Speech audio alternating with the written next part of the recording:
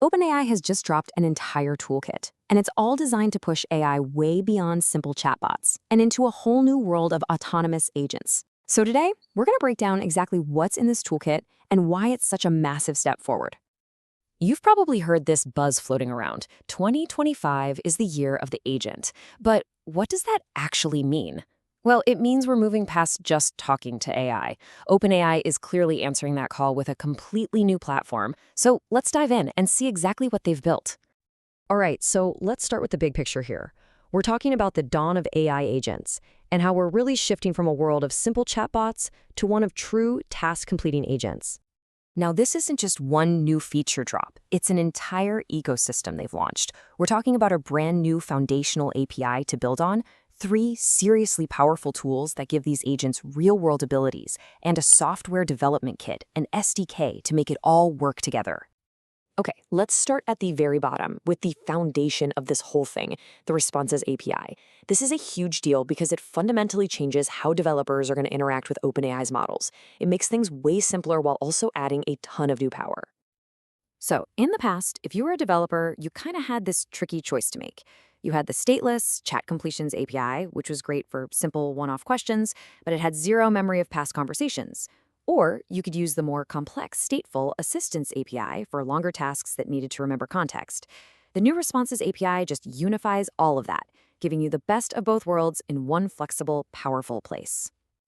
In fact, OpenAI is calling it a strict superset of the old Chat Completions API. So what does that mean in plain English?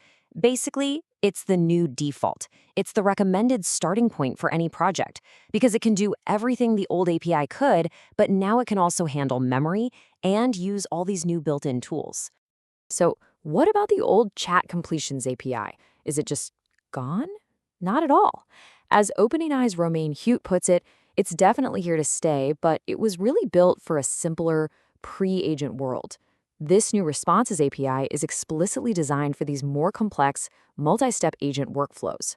And for anyone using the Assistance API, don't worry, you'll be migrated over to this new unified platform over time.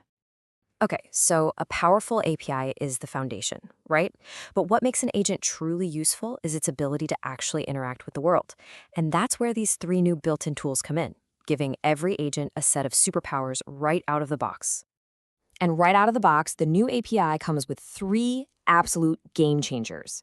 An agent can now search the live web, it can see and use a computer screen just like a person, and it can securely search through any private files you give it.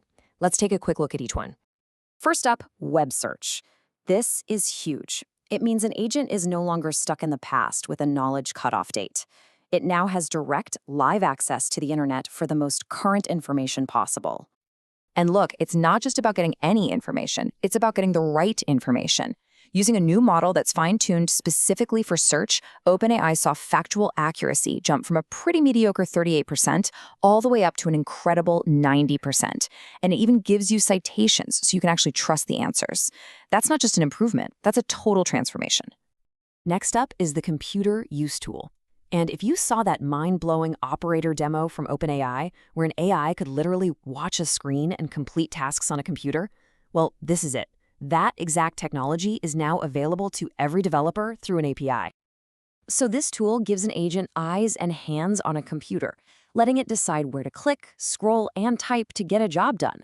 And this isn't just some cool demo, it's actually setting new records on major academic benchmarks, proving it can effectively navigate websites and even entire operating systems.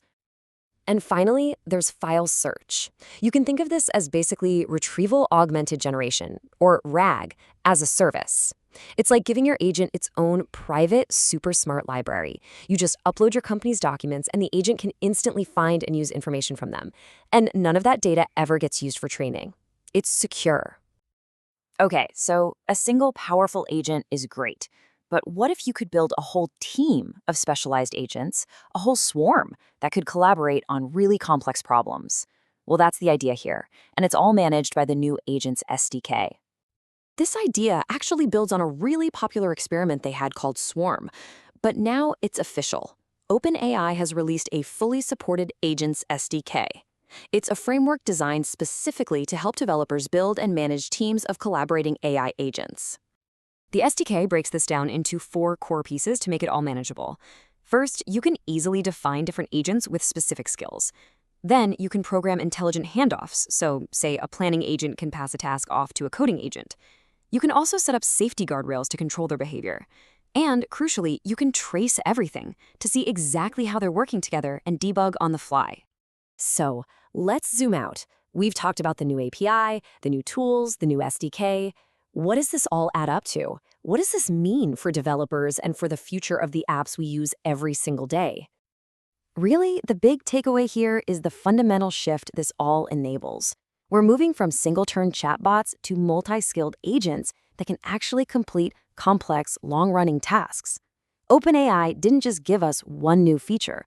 They've delivered an entire integrated toolkit to build this next generation of AI. They gave us the whole workshop.